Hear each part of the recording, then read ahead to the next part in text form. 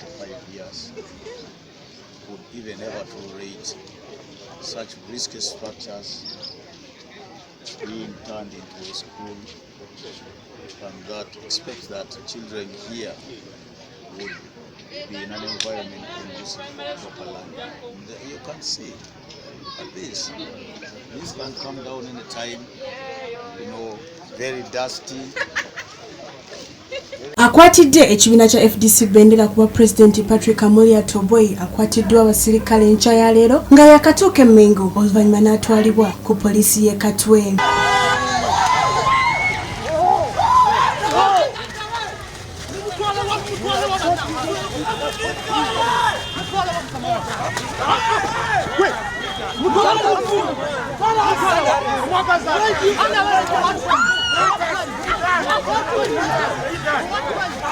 Patrick Amuriat nga yakatuusibwa ku poliisi y'e Katwe bannamawulire tebakkiriziddwa kuyingira munda era nga wano bagaliddwa ebweru. Amuriat n'ekiro ekikeesezza olunaku olwaleero yakimaze mu nkomyo ng'amakya ga leero yakeezeddwa mu kkooti ey'empigi.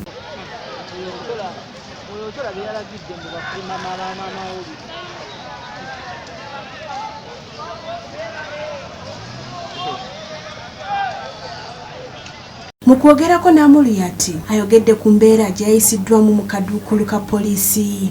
Dictatorship that is dead bent at maintaining themselves in power, and so we will find these many policemen doing that kind of duty.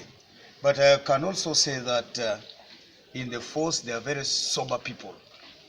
I have met some sober people here in Mpigi. Amuriat aguddwako omusango ogw'okuba kampeyini ng'atudde waggulu w'emmotoka n'ateebwa ku kakalu ka kkooti ak'obukadde 5.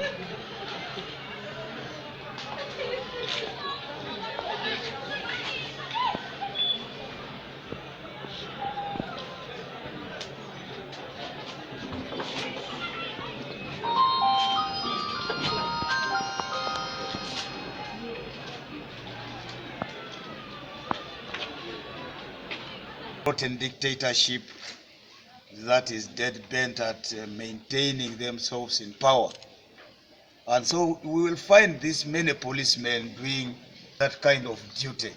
But I can also say that in the force they are very sober people. I have met some sober people here in Mpigi.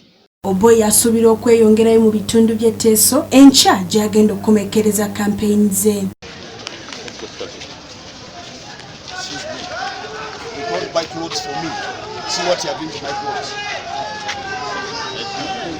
You see, no officer, and I put.